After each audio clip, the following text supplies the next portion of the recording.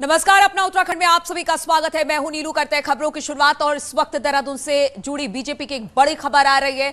उत्तराखंड में बीजेपी के लिए चुनाव प्रचार करेंगे प्रधानमंत्री मोदी। अब चुनाव प्रचार में उतरेंगे प्रधानमंत्री मोदी और उत्तर प्रदेश सीएम योगी आदित्यनाथ भी चुनाव प्रचार में उत्तराखंड पहुंचने वाले हैं। 10, 11, 12 फरवरी को प्रधानमंत्री की जनसभाएं होंगी। फिजिकल रैली करेंगे प्रधानमंत्री मोदी, क्योंकि अब तक हमने 2 बार देखा वर्चुअल रैली के माध्यम से जनता से संवाद करते प्रधानमंत्री दिखाई दिए, लेकिन अब फिजिकली वो पहुंचेंगे और 10, 11, 12 तारीख रखी गई है प्रधानमंत्री मोदी की रैली की। श्रीनगर, अल्मोड़ा, रुद्रपुर आएंगे प्रधानमंत्री। उत्तर प्रदेश के सीएम योगी आदित्यनाथ भी एक दिन का दौरा उत्तराखंड को लेकर उनका तय किया गया है। 10 फरवरी को कोटद्वार, खटीमा, रुड़की आएंगे सीएम योगी। तो प्रधानमंत्री का फिजिकल रैली उत्तराखंड में होने वाला है और सीएम योगी का भी एक दिन का कार्यक्रम उत्तराखंड में रखा गया है। उत्तराखंड में चुनावी दृष्टि से माननीय प्रधानमंत्री जी के 3 दौरे उत्तराखंड के अंदर तय हुए हैं। उनमें सबसे पहले 10 तारीख को श्रीनगर में एक बड़ी रैली होगी, जिसको माननीय प्रधानमंत्री जी संबोधित करेंगे। उसके पश्चात 11 तारीख को अल्मोड़ा के अंदर एक बड़ी रैली होगी और 12 तारीख को रुद्रपुर में एक बड़ी जनसभा माननीय प्रधानमंत्री जी की होगी। सीएम योगी की एक रैली अभी 10 तारीख को कोटद्वार, रुड़की और खटीमा में होगी। श्री योगी आदित्यनाथ एक दिन के दौरे पर जाएंगे उत्तराखंड। यहां पर उनका कार्यक्रम रखा गया है और प्रधानमंत्री का भी अब कार्यक्रम निश्चित कर दिया गया है। उत्तराखंड में चुनावी जनसभा को संबोधित करने वाले हैं 10, 11 और 12। इस पर और अधिक जानकारी के लिए सुनील इस वक्त हमारे साथ देहरादून से जुड़ गए। सुनील, इसको लेकर क्या जानकारी मिल रही है? क्योंकि अब तक हमने देखा वर्चुअल रैली के माध्यम से प्रधानमंत्री जनता के बीच संवाद कायम करते नजर आ रहे हैं, लेकिन अब वो फिजिकली उत्तराखंड पहुंचेंगे और प्रचार करते दिखाई देंगे। बिल्कुल, प्रधानमंत्री आज भी उत्तराखंड में नैनीताल जो लोकसभा क्षेत्र है वहां पर वर्चुअल रैली करने जा रहे हैं। अब से कुछ देर बाद जो प्रधानमंत्री का फिजिकल जो प्रोग्राम आया है, 10 फरवरी को प्रधानमंत्री श्रीनगर में जनसभा को संबोधित करेंगे, जो गढ़वाल का हम एक सेंटर पॉइंट कह सकते हैं और एक तरह से हॉट सीट भी श्रीनगर की है, क्योंकि वहां पर कांग्रेस के जो प्रदेश अध्यक्ष हैं गणेश गोदयाल, वो चुनाव लड़ रहे हैं बीजेपी के कैबिनेट मंत्री धन सिंह रावत के खिलाफ। तो एक तरह से हॉट सीट और श्रीनगर में रैली करने का एक सीधा सा मतलब है कि प्रधानमंत्री यहाँ से गढ़वाल की जो 41 विधानसभा सीट है उनको साधने का यहाँ से एक तरीके से काम होगा। एक तरह से बीजेपी की चुनावी रणनीति है। 11 फरवरी को प्रधानमंत्री अल्मोड़ा होंगे, जो कुमाऊं की सांस्कृतिक राजधानी कही जाती है, और इस तरह से रैली वाली खबर है। कुमाऊं से जनसभा को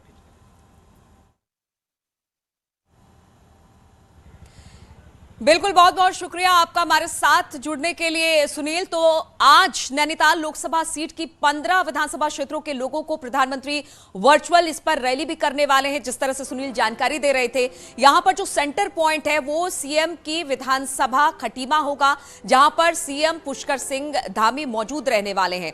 बाकी विधानसभाओं में पार्टी कैंडिडेट के साथ ही पार्टी के पदाधिकारी मौजूद रहने वाले हैं। तो आज प्रधानमंत्री की वर्चुअल रैली होने वाली है और उसको लेकर सारी तैयारियां कर ली गई है। मुख्य सेंटर खटीमा होगा, जहां पर आज मुख्यमंत्री पहुंचे हुए हैं, क्योंकि वहां पर वो डोर टू डोर कैंपेन कर रहे हैं और साथ ही साथ लोगों से संवाद कर रहे हैं। और जब आज वर्चुअल रैली प्रधानमंत्री की होगी तो मुख्यमंत्री वहां पर मौजूद होंगे।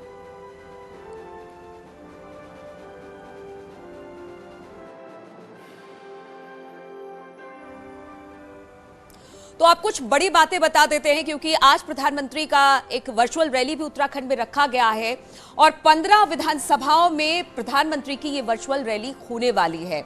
इन 15 विधानसभाओं की बात की जाए तो उसमें नैनीताल लोकसभा की 15 विधानसभा सीट पर रैली होगी और यही वजह है कि सांसद अजय भट्ट भी नैनीताल में रहने वाले हैं। खटीमा में मौजूद रहेंगे सीएम धामी। और हम आपको बता दें कि आज सीएम धामी किच्छा और खटीमा के दौरे पर है, जहां पर सबसे पहले किच्छा पहुंचे सीएम धामी ने बीजेपी प्रत्याशी राजेश शुक्ला के पक्ष में जनसभा की। किच्छा के धौरा धाम में जनसभा में सीएम धामी ने कांग्रेस पर जमकर हमला बोला और कहा कि एक तरफ काम करने वाले हैं और दूसरी तरफ कारनामे करने वाले हैं। इसके साथ ही कहा कि कांग्रेस के 4 धाम सोनिया, प्रियंका, राहुल गांधी और रॉबर्ट वाड्रा हैं। सरकार फिर से आने जा रही है और जिस प्रकार से लोगों का आज उत्साह है, समर्थन है, आशीर्वाद जनता दे रही है, माताओं बहनों का है, बड़े बुजुर्गों का है, नौजवानों का है और बच्चों का उत्साह भी है। सारे लोग भारतीय जनता पार्टी की सरकार और ऐसी सरकार चाहते हैं जो देश के यशस्वी प्रधानमंत्री नरेंद्र मोदी जी की सरकार के साथ चले और प्रचंड बहुमत की। और अब की बार हमने नारा दिया, अब की बार 60 पार। तो उत्तराखंड की देवतुल्य जनता के आशीर्वाद से नारा हमारा पूरा हो रहा है।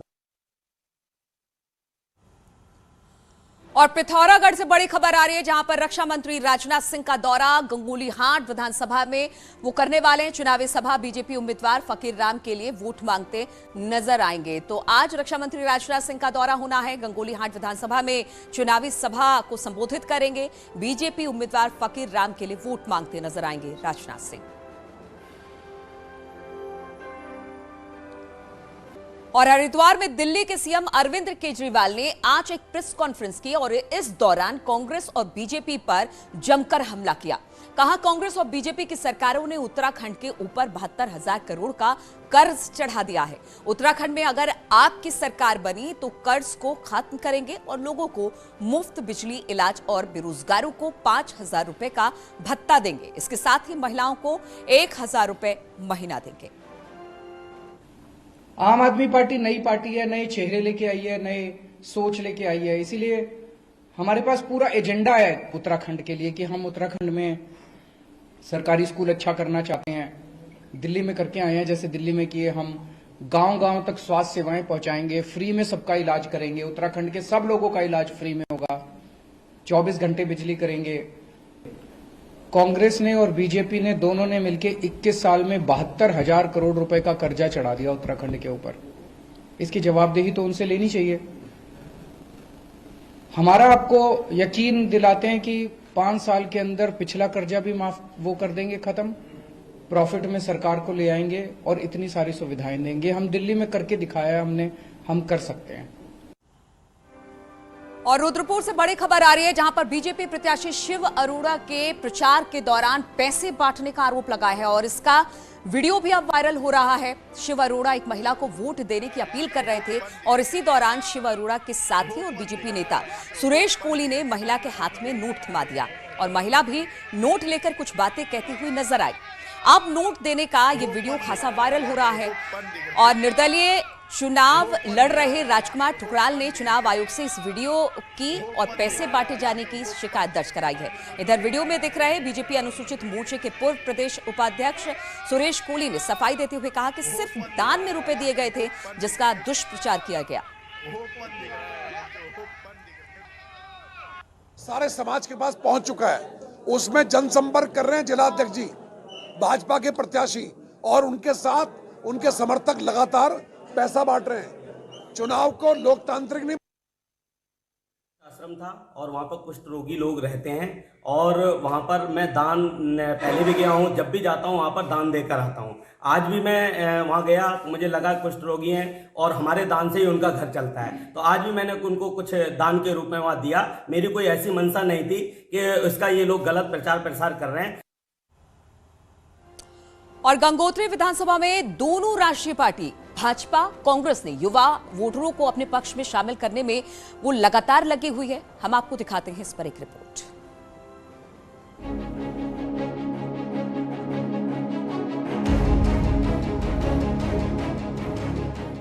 उत्तरकाशी में इस समय 12,000 से ज्यादा नए मतदाता वोटर लिस्ट में शामिल हुए हैं, जिसमें गंगोत्री विधानसभा में सबसे ज्यादा 4,244 नए मतदाता जुड़े हैं, जो इस विधानसभा से अपना विधायक चुनने में अहम भूमिका निभाएंगे।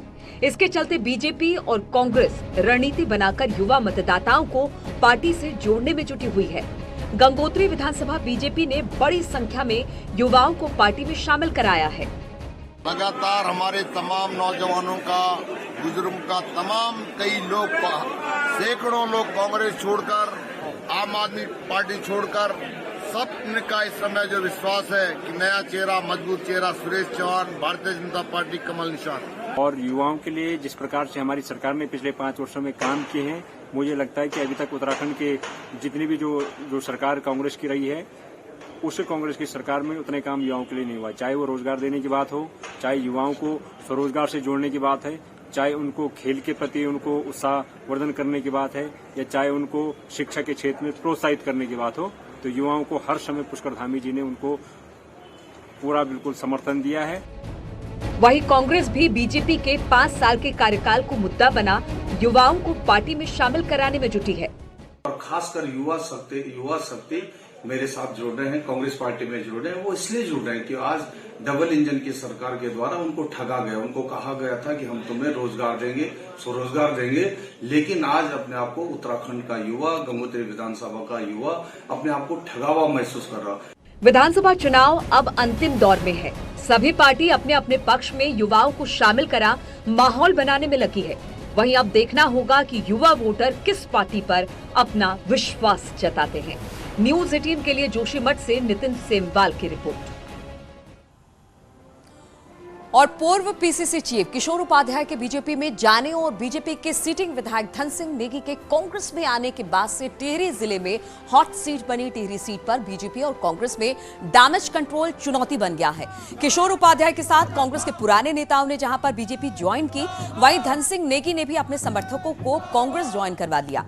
इसके चलते दोनों राष्ट्रीय पार्टियों के सामने टिहरी में एक दूसरे के बड़े नेताओं को अपनी ओर खींचने की होड़ मची हुई है। वहीं बीजेपी जिला अध्यक्ष का कहना है कि पूरा संगठन एकजुट होकर अपने प्रत्याशी के लिए काम कर रहा है, तो कांग्रेस जिला अध्यक्ष भी डैमेज कंट्रोल की बात कह रहे हैं।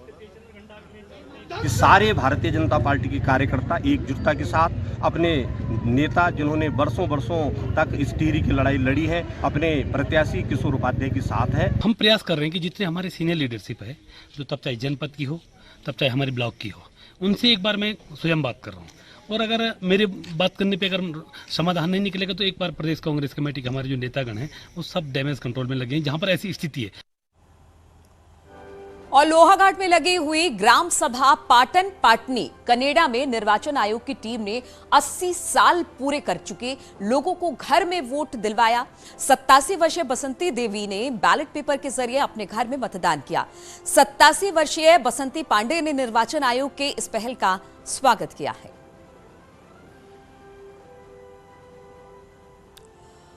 और रुड़की की भगवानपुर विधानसभा में भले ही चुनाव लड़ रहे दोनों प्रत्याशी अलग अलग पार्टी से हों, लेकिन वर्चस्व की लड़ाई राकेश परिवार में देवर भाभी के बीच है। रुड़की की भगवानपुर विधानसभा सीट पर देवर भाभी के मैदान में उतरने से चुनाव दिलचस्प हो गया है। साल 2015 में सुरेंद्र राकेश के निधन के बाद इस सीट पर ममता राकेश पहली बार में उपचुनाव में जीती थी और फिर 2017 में यहां से विधायक बनी। एक बार फिर ममता राकेश कांग्रेस की प्रत्याशी है, लेकिन उनको टक्कर उन्हीं के देवर सुबोध राकेश दे रहे हैं, जो इस बार बीएसपी से प्रत्याशी हैं। सोमवार को स्वर्गीय सुरेंद्र राकेश की पुण्यतिथि के अवसर पर दोनों ने अलग अलग कार्यक्रम किए और मंच से दिवंगत सुरेंद्र राकेश के नाम पर वोट मांगे। हालांकि सुबोध राकेश कह रहे हैं कि हम अपने भाई का सम्मान करते हैं। ये हम स्वर्गीय सुरेंद्र राकेश जी के नाम से वोट नहीं मांगते हैं, ना हमने पहले मांगा। वो मेरे बड़े भाई हैं, इस क्षेत्र के कद्दावर नेता हैं, उनका सम्मान करना सबका महत्वपूर्ण विषय है और सबको करना चाहिए। इस क्षेत्र की सब निवर्तमान विधायक कहती हैं कि सुबोध राकेश सुरेंद्र राकेश की बर्सी बनाकर एक गुनाह कर रहा है, एक जुर्म कर रहा है।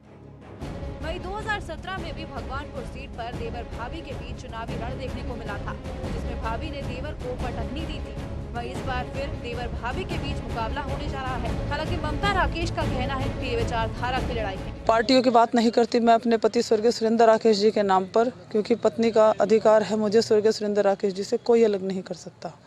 मैं अपने पति के किए कार्यों के नाम पर, अपने बाबूजी स्वर्गीय कलीराम राकेश जी के नाम पर वोट मांग रही हूँ।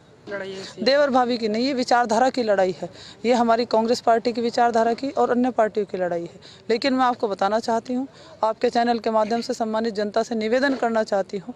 राकेश परिवार में राजनीति को लेकर वर्चस्व की लड़ाई चल रही है। ममता राकेश जहां अपने स्वर्गीय पति की राजनीतिक विरासत को संभाल रही हैं, तो सुबोध राकेश भी अपनी राजनीतिक जमीन तलाश रहे हैं। न्यूज़ 18 के लिए रुड़की से मनोज जुयाल की रिपोर्ट। और रुकेंगे यहाँ पर छोटे से ब्रेक के लिए, लेकिन न्यूज़ 18 उत्तर प्रदेश उत्तराखंड चुनाव पर एक आसान सा सवाल कर रहा है, जिसका सही जवाब देने पर आप अपना नाम टीवी पर देख सकते हैं। आज का सवाल है, कल्याण सिंह उत्तर प्रदेश के मुख्यमंत्री कब बने? Option A 1990, option B 1991, option C 1992, option D 1994।